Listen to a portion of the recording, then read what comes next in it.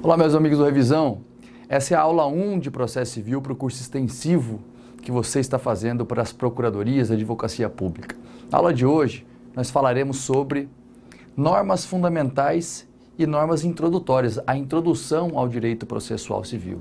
E a primeira coisa que nós temos que lembrar é que o processo civil deve ser compatibilizado com o direito constitucional ou com a Constituição. O que significa isso? Que o processo civil, o Código de Processo Civil, deve ser analisado à luz da Constituição. Ou seja, nós temos que analisar o CPC de acordo com um modelo constitucional de processo. Que abrange o que esse modelo?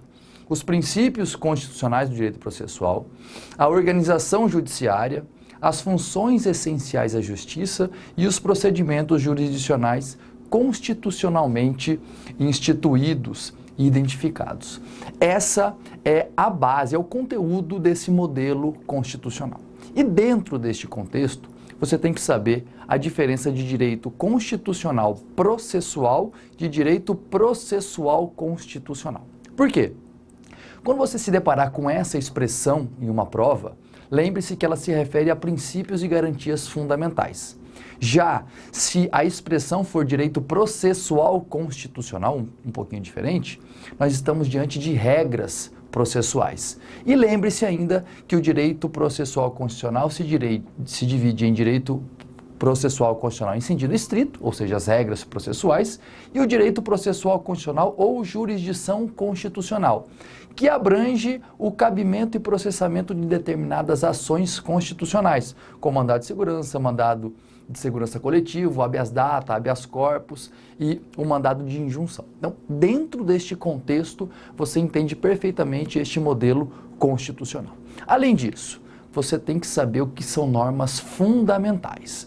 Normas fundamentais, o nome já ajuda a entender, são normas essenciais à compreensão do processo. E olha só, você tem que saber que pode ser princípio ou regra, o conceito de norma é o gênero, sendo que são espécies desse gênero, princípio e regra. O rol é exemplificativo, ou seja, não é porque uma determinada norma não figura naquela relação que ela deixará de ser fundamental, e nós analisaremos fundamentalmente, essencialmente, os artigos 1º a 12 do CPC, mas não significa que não haja outros princípios e regras, outras normas espalhados pelo Código e, eventualmente, por outras legislações ou outras normas. As normas são normas que estruturam o processo e servem de interpretação das fontes do direito processual. Por que é muito importante que você saiba, entenda o que é norma fundamental? Porque a partir delas, você consegue identificar soluções para questões que se apresentem, ainda que você não domine perfeitamente o conteúdo daquela lei, daquele artigo, daquele parágrafo. Então, sabendo disso, você consegue resolver outras questões. Em outras palavras, você terá uma base de direito processual que lhe permitirá resolver questões envolvendo o Código de Processo Civil e o direito processual como um todo. Tudo bem? Uma outra observação que eu queria fazer é a seguinte, que em determinados momentos o CPC reproduz aquilo que está na Constituição Federal. Não exatamente com as mesmas palavras, mas na essência o que diz o texto constitucional. O professor Fred Didier diz o seguinte, que nesses momentos o CPC atua como um ventríloco. O que significa isso? Que ele apenas repete o que está na Constituição.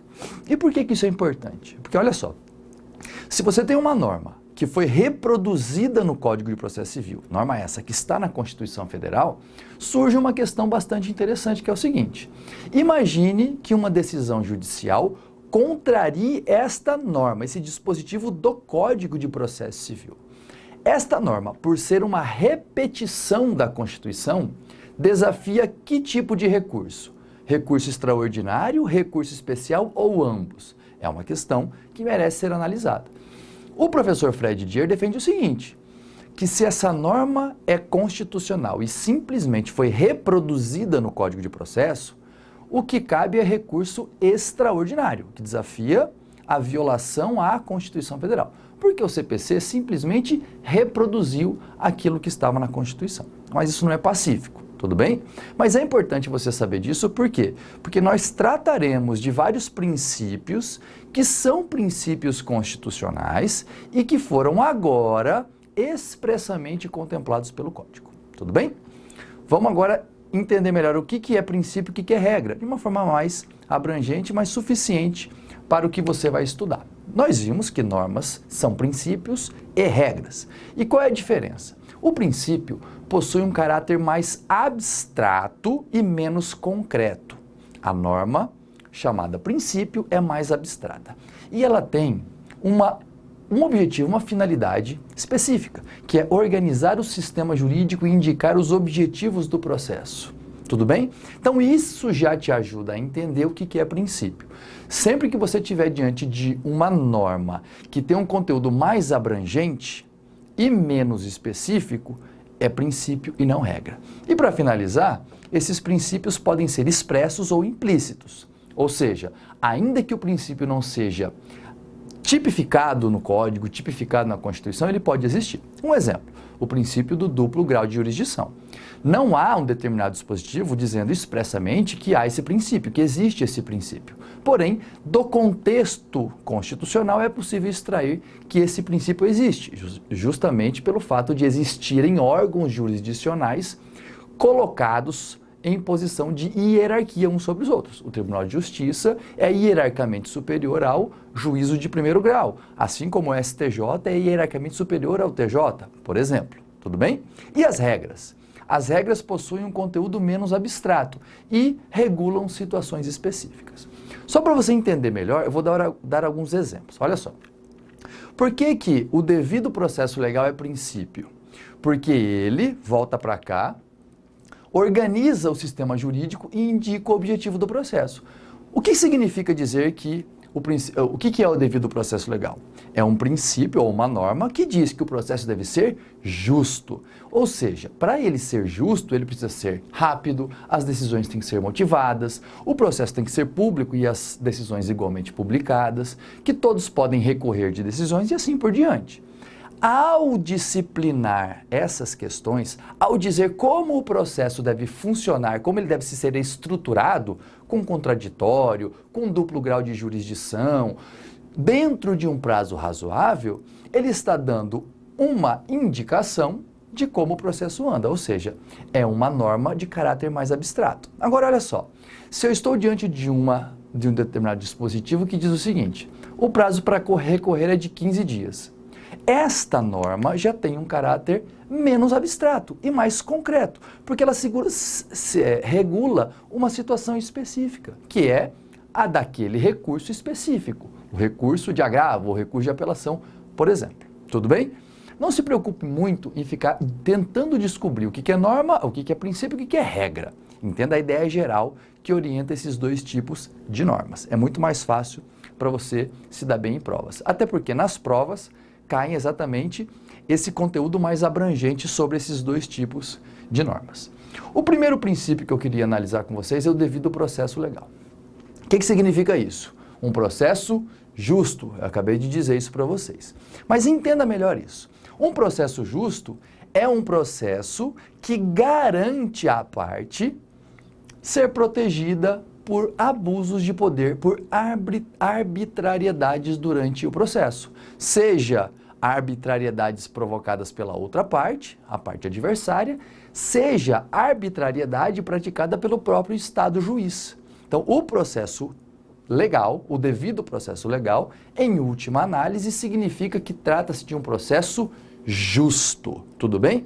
E como é que eu sei que esse processo é justo? Um processo é justo se ele oportuniza às partes o contraditório e ampla defesa, se as decisões são motivadas, fundamentadas e todo mundo sabe por que ganhou e por que perdeu.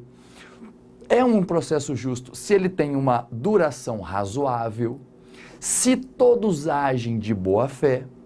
Perceba que todos esses atributos acabam se transformando em outros princípios. Ou seja, princípio da motivação das decisões judiciais, princípio da publicidade, princípio da boa-fé, entre outros. Por conta do conteúdo do devido processo legal acabar se subdividindo em outros princípios, nós podemos dizer que ele é um princípio estruturante. Grave essa informação, porque há alguns autores que dizem que o princípio do devido processo legal é o princípio mais importante, justamente porque dele decorrem vários outros princípios. E compreendendo bem o que é o devido processo legal, você consegue resolver vários problemas e solucionar vários casos envolvendo o processo civil, especialmente questões relacionadas ao CPC. Além disso, é muito importante você saber que o devido processo legal possui duas dimensões. A dimensão formal ou procedimental e a dimensão material ou substancial. Então lembre-se do seguinte, quando eu estou falando de dimensão formal ou procedimental, eu estou falando mais de processo e procedimento. Já quando eu me refiro à dimensão ou plano material ou substancial, eu estou falando menos de forma, de processo, e mais de conteúdo. Então grave bem essa diferença porque ela ajuda a entender melhor o que significam essas duas dimensões. Olha só, a dimensão formal, vamos começar por ela. O que significa isso? Que o devido processo legal tem por conteúdo as garantias processuais. Que garantias são essas? O contraditório, ampla defesa, o juízo natural, entre outros. Isso significa que do ponto de vista de forma, da maneira pela qual o processo se desenvolve, é necessário respeitar algumas condições, algumas diretrizes. E essas diretrizes nós chamaremos de garantias. A partir do momento que eu saio da forma e começo a olhar para dentro, para o conteúdo, eu começo a olhar para a dimensão ou plano material ou substancial do devido processo legal. E em determinados momentos, esse conteúdo, esse assunto, ele vai extrapolar a esfera do direito processual civil. Nós analisaremos, inclusive, como que o devido processo legal incide nas relações privadas, particulares. O que não nos interessa para efeito de processo civil, de estudo de processo civil. Mas para processo civil é importante você saber do seguinte, que o devido processo legal é o fundamento constitucional da proporcionalidade ou da razoabilidade. Grave isso. Essa é a melhor expressão que explica o que é o devido processo legal, substancial ou material. Além disso, o devido processo legal produz efeitos em outros processos, não só no direito processual civil ou no processo civil, no processo administrativo e no processo legislativo. E, como eu disse há pouco, também nas relações privadas. Alguns doutrinadores chamam essas relações privadas de direito processual negocial. Mas o que importa para você é saber disso, que o devido processo legal, ele se espalha, ele produz efeitos, ele avança em relação a outros processos que não o processo jurisdicional, que é o objeto de nossa atenção. Outro princípio, e aí eu começo a analisar o CPC diretamente, está lá no artigo 1º, que é o princípio da compatibilidade com a Constituição. O que diz esse princípio? Que o processo será ordenado, disciplinado e interpretado conforme os valores e normas fundamentais estabelecidas na Constituição. Em resumo, significa o seguinte, que o processo é instrumento para o atingimento de valores constitucionais. Tenta olhar para o processo como um veículo, porque o processo é aquele instrumento, é aquele meio que proporciona a chegada, o atingimento de determinados objetivos. O que você tenta, ou o que se pretende com o processo? Chegar a um resultado que pacifique a sociedade, que entregue o direito a quem tem o direito de receber, que condene, enfim, esse é o objetivo concreto do processo civil. Só que, sob a ótica do direito constitucional, o processo é um instrumento para que esses valores constitucionais sejam atingidos, sejam obtidos. Então, olhe para o processo como um veículo, um meio de transporte, uma maneira de se chegar a algum lugar. Além do artigo 1º, o artigo 2º trata do princípio da inércia, segundo o qual o processo começa por iniciativa da parte e se desenvolve por impulso oficial, salvo as exceções previstas em lei. Nós voltaremos a analisar esse princípio mais detidamente em outro momento. Por enquanto, grave isso, que esse princípio, chamado a inércia ou do dispositivo, garante a iniciativa da parte para começar o processo e do juiz para dar andamento ao processo. Por isso que o processo começa pela provocação da parte ao juiz, ao Poder Judiciário, mediante a petição inicial. A partir daí, o Estado juiz é quem toca o processo, é quem faz ele caminhar. O artigo 3º trata do princípio da inafastabilidade da jurisdição, dizendo que não se excluirá da apreciação jurisdicional a ameaça ou lesão a direito. Também veremos isso mais detalhadamente, mas veja que já foi consagrado no Código o que diz a Constituição, porque este dispositivo aqui é uma repetição de um dispositivo constitucional. Ainda em relação à inafastabilidade, os parágrafos 1º e 2º tratam da arbitragem e da possibilidade de solução consensual dos litígios. Pessoal, é muito importante você saber disso. Por quê? Porque são alternativas à solução que só o judiciário pode dar. A solução dada pelo Poder Judiciário é por meio do processo, mas não é a única maneira de você resolver um problema. Você também pode resolver por soluções consensuais, conciliação, mediação e arbitragem. E em relação à fazenda pública, a arbitragem atualmente tem um destaque bastante importante. Por quê? Porque é possível a administração pública, a fazenda pública, se valer deste mecanismo de solução de conflitos, chamado arbitragem, para resolver os seus problemas. Não vamos tratar disso agora, estamos apresentando o princípio, mas é importante que você tenha em mente isso. E depois, no momento adequado, a gente aprofunda essa ideia, ok? Outro princípio essencial para a sua aprovação, o princípio da razoável duração do processo. Está lá no artigo 4º do CPC. Olha só, galera. Diz o artigo 4º que as partes têm o direito de obter em prazo razoável a solução integral do mérito, ou seja, o processo tem que dar uma resposta efetiva às partes, incluída a atividade satisfativa. Significa o quê? Que o processo tem que tramitar e ser resolvido dentro de um prazo razoável. Aí eu te pergunto, que prazo razoável é esse? A lei não fala. Por isso que nós estamos diante de um conceito aberto ou indeterminado. Eu não sei que prazo é esse, mas já já a gente vai ver que há pelo menos alguns indicativos de como chegar a uma resposta para essa pergunta. Antes, veja o seguinte, esse princípio é uma cláusula pétrea e é considerado um direito fundamental. Além disso, é corolário dos princípios da eficiência, da moralidade e da razoabilidade. Quem disse isso foi o STJ nesse julgado aqui, informativos 269 e 270, depois você dá uma consultada com calma, beleza?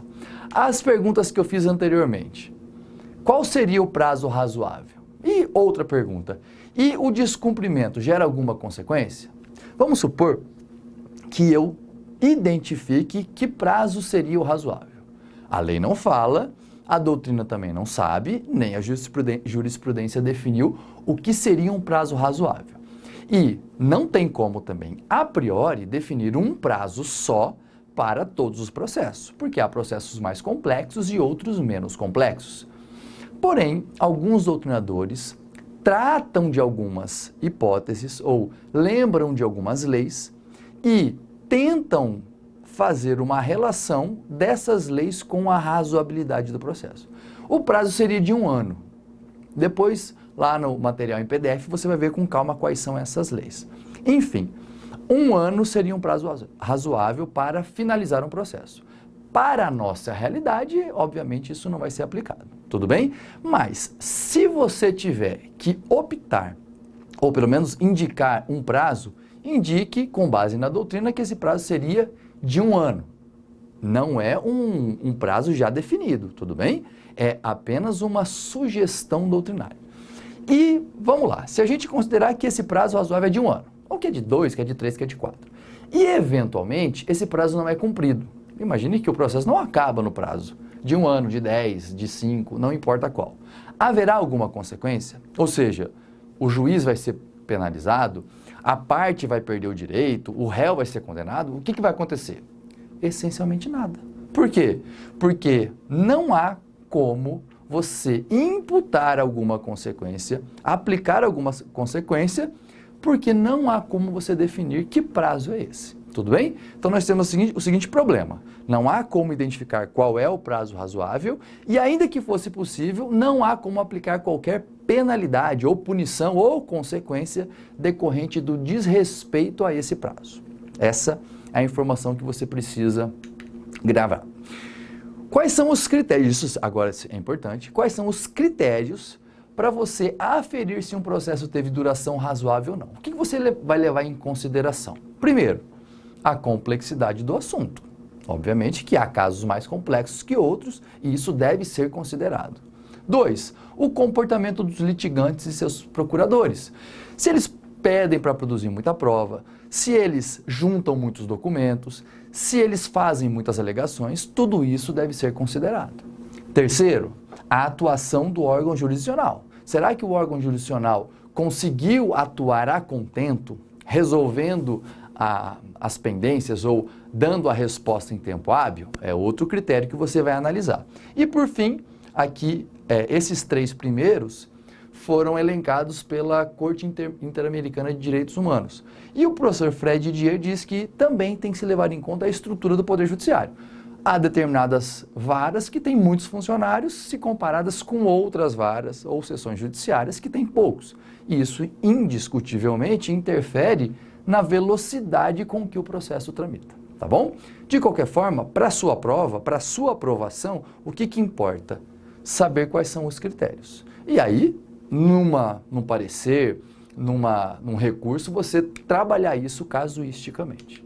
Além disso, quais são os instrumentos de concretização do princípio? Ou seja, caso o processo demore demais e a tramitação não seja em prazo razoável, que, como eu disse e insisto, é um conceito aberto, o que você pode fazer?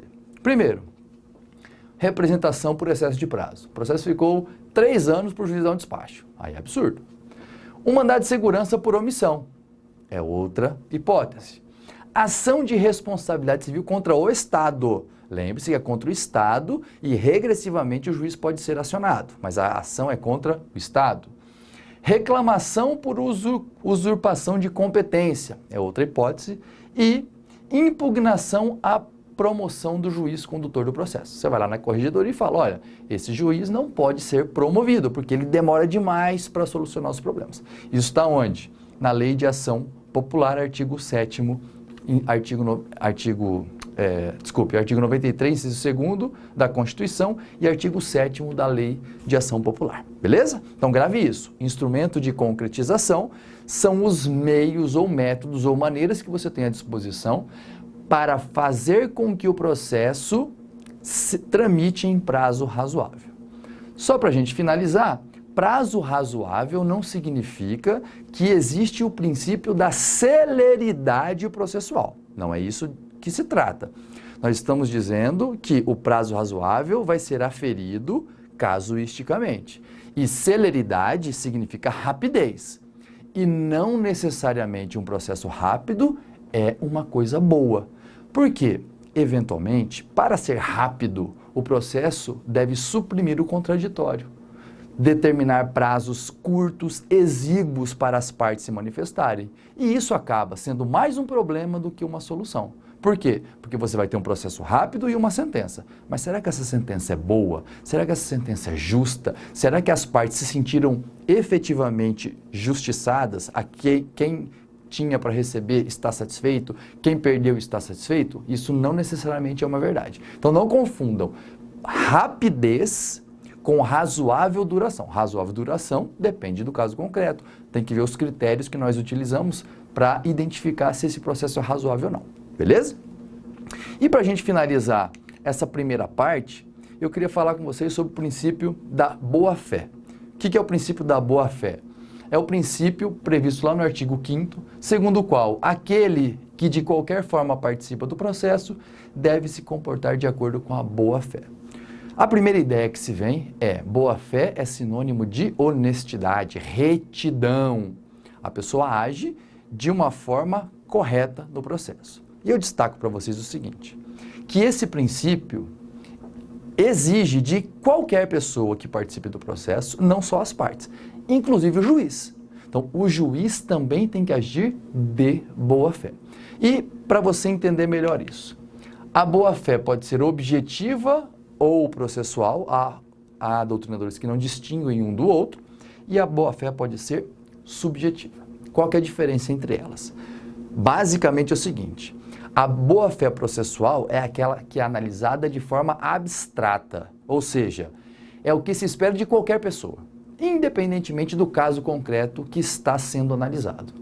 A boa-fé subjetiva já deve ser analisada no caso concreto, ou diante de um caso concreto. Vamos chamar isso de casuisticamente, ou seja, pode ser que determinada conduta, no caso concreto, seja boa-fé ou seja de má-fé. Depende da análise casuística.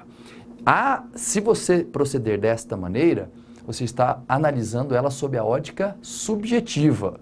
Se a boa-fé for analisada de uma forma genérica, indistintamente, estamos diante de uma boa-fé, da boa-fé chamada objetiva ou processual. Então grave isso.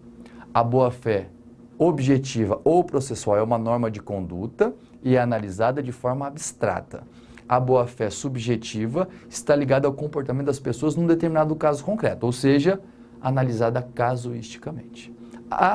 Além disso, a boa-fé processual ou objetiva pode ser analisada nestas situações: se a parte agiu de má-fé, se a parte agiu de forma contraditória, se a parte agiu abusando do direito processual que ela possui, se a parte se omite e cria na outra parte a expectativa de que um ato não seria praticado, por exemplo. Olha só, vou dar alguns exemplos para você entender melhor isso. Quando é que a parte age de má fé? Quando ela altera a verdade dos fatos, por exemplo. Está lá no código. Tem um dispositivo específico dizendo isso, que age de má fé aquele que altera a verdade dos fatos, ou que deduz pretensão sem fundamento na lei. Esse é um comportamento típico de má fé. Se a parte age contraditoriamente, ela fala uma coisa e depois desdiz o que ela disse. Por exemplo, num processo, em um determinado processo, ela alega, ela não invoca a ilegitimidade de parte. Ela reconhece que ela é parte legítima para figurar naquele processo. Num segundo processo, ela alega justamente que é parte ilegítima. Ela está agindo de forma contraditória. Ou a parte que paga ou reconhece uma determinada dívida e recorre da sentença que a condena, fazendo o processo demorar mais por conta desse recurso. Então, agindo contraditoriamente, a parte viola o princípio da boa-fé. Se a parte abusa do seu direito, processualmente falando.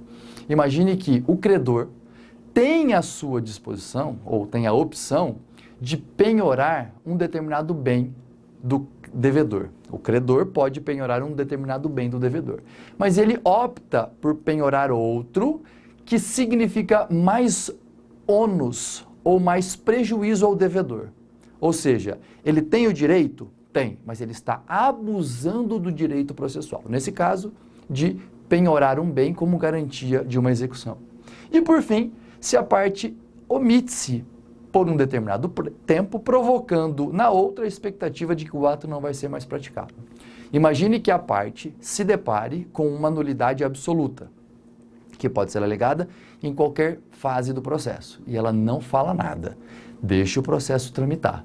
Lá no final do processo ela vem e alega. É um direito dela, não é? É. Mas ela acabou criando na outra parte a expectativa de que aquela nulidade não seria invocada. Consequentemente, o que isso produziu de ruim no processo? O processo tramitou e acabou tendo que retornar a uma determinada fase por conta da nulidade. Nessa hipótese, ainda que a parte vai ter o direito de anular aquele ato, porque se a nulidade existe, isso não vai mudar, há como você caracterizar a má-fé ou a violação à boa-fé objetiva ou processual. E para finalizar essa questão da boa-fé, o artigo 190, parágrafo único, que trata dos negócios jurídicos processuais, fala o seguinte, que o juiz pode controlar a validade das convenções se deparar com uma nulidade ou com uma cláusula abusiva no negócio jurídico. O que isso significa? Que o juiz está controlando a boa-fé ou não, a ocorrência da boa-fé ou não nos processos. Beleza? Então, essa é a parte, com essa parte a gente encerra esse princípio da boa-fé.